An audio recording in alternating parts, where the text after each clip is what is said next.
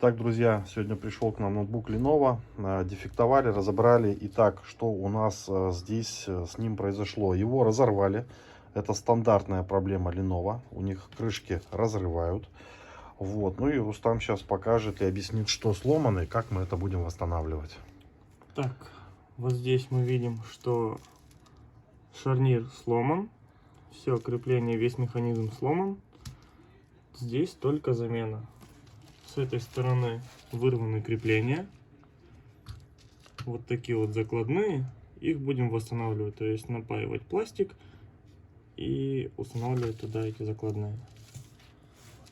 Здесь шарнир можно восстановить, то есть путем сварки вот этих частей.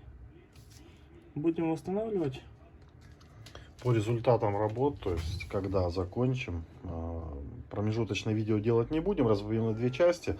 Получается, первая часть сейчас у нас вот о том, что есть, и потом покажем финальную часть, как все получилось.